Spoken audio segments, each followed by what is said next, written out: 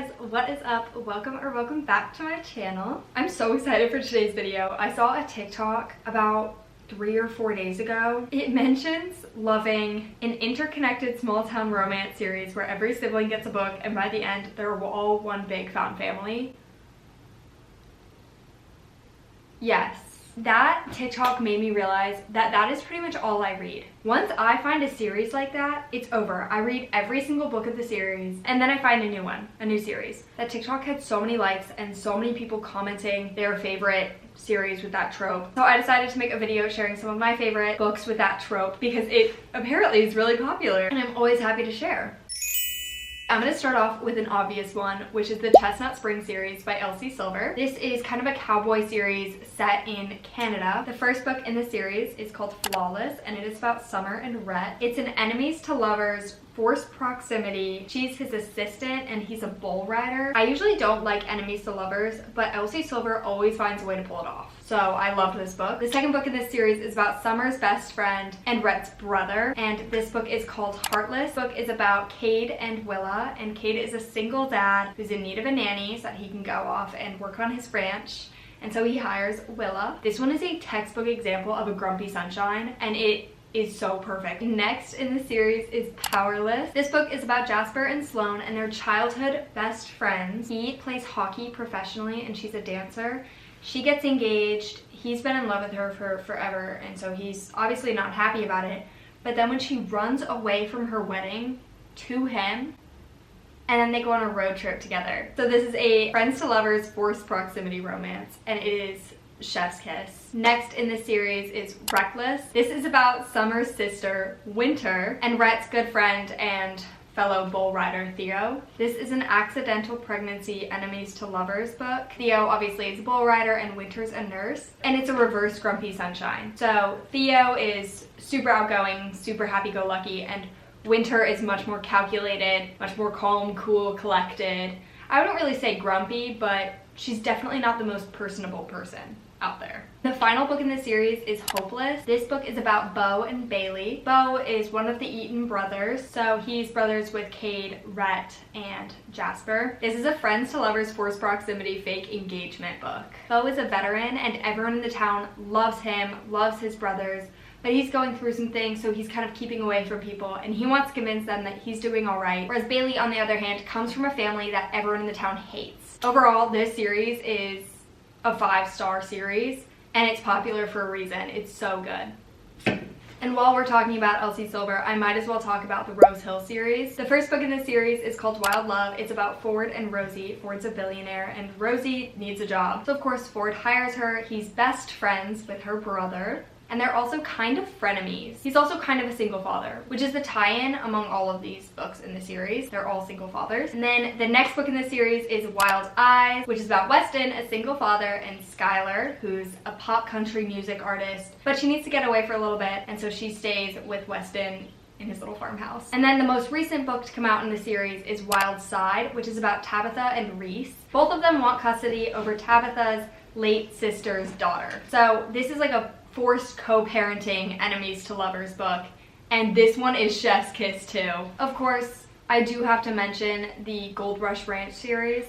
It's good. I'm not done with all of the books in the series, but it's definitely not my favorite Elsie Silver. So instead of talking about that one, I'm gonna move on to series that you guys probably haven't heard of. You know it's not a recommendations video unless I recommend the Addicted series. This series has the ultimate found family. The first book in the series is Addicted to You. It's about Lily and Lo. It's a friends to lovers, fake dating to hide their addictions. And as the book progresses, they start meeting more and more people that are helping them and that become their friends. And then those friends start to become family. This is a 10-book series. I'm not kidding. 3 couples, 10 books. And this is the ultimate interconnected found family series. It's just so good. I will say, Addicted to You has the cringiest start you've ever read. It starts out really bad, but by the end of the first book, you're like, okay, I kind of get it now. And then by the end of like the 3rd book, you are fully invested. The characters feel like your own family. Their banter, the way they interact with each other. It's just so perfect. You have to read this series. Okay, next is the Honeywood Fun Park series. These 4 books take place in the epitome of a small town. I can almost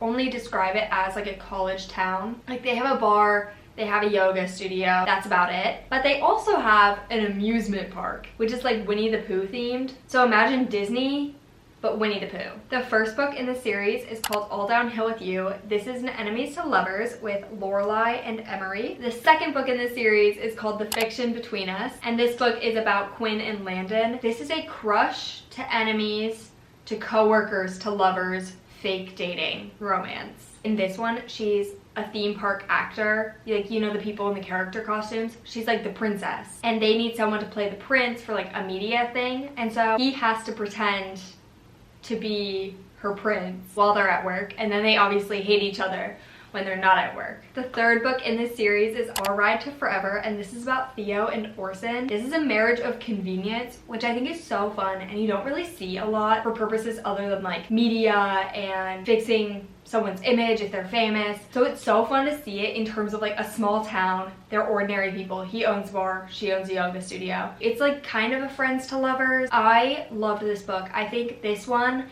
and The Fiction Between Us are my two favorites in the series. And then the last book is Their Free Fall at Last. This book is about Ruby and Bennett, and this one is friends to lovers, and it spans 20 years. It covers 20 years of pining. It's so good. And the friend group that this series follows, they're all so close and so tight, and they have such a great banter. It's literally perfect, and they all work at the theme park.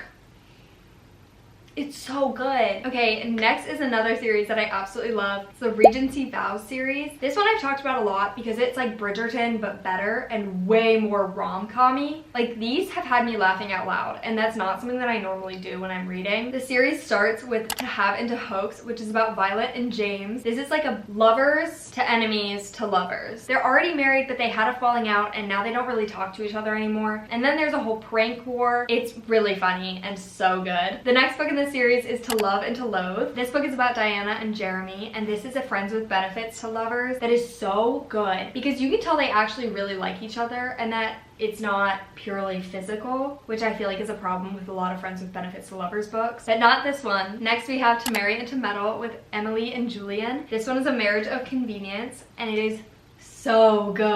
I think this one might be my favorite in the series. After that is To Swoon and to Spar. This one is about Penvale and Jane, and this one is an enemies to lovers, another prank war moment in their secluded little house. In this one, she's trying to convince him that there's a ghost living in their house, that he'll move out because she hates him and she wants the house to herself so that she can read all day with no one else bothering her. And then the final book in the series is To Woo and to Wed, which is about Sophie and West, and this is a second chance fake engagement romance. And this one wasn't my favorite, but it was still really good, and it was so cute to see their friendship with all of the other characters because this one has been like hinted at in all the other books, and all of the other characters have been like trying to push them together this whole time. So it was cute to see it like finally work. The next series is the Boston Rebels series. I believe that the first book in the series is Center Ice, which is about Drew and Audrey. This is a sports romance with an accidental pregnancy trope, but he doesn't find out until 6 years later. I actually really loved this one. Usually that's not my favorite trope at all. The next book in the series is Fake Shot, which is about Audrey's sister, Jules, and Drew's teammate, Colt. This one is an enemies to lovers, fake engagement, forced proximity novel. And while I didn't like this one as much as Center Ice, I still loved it. I haven't finished this series yet, but I definitely will. I think I accidentally saved the best for last year. The next series I would recommend is the Lucky River Ranch series. This series takes place in the small town of Hartsville, Texas, and these main characters are honest to God cowboys, which is so much fun. The first book in the series is called Cash, and it's about Cash and Molly. This is an enemies to lovers romance, and it is so cute.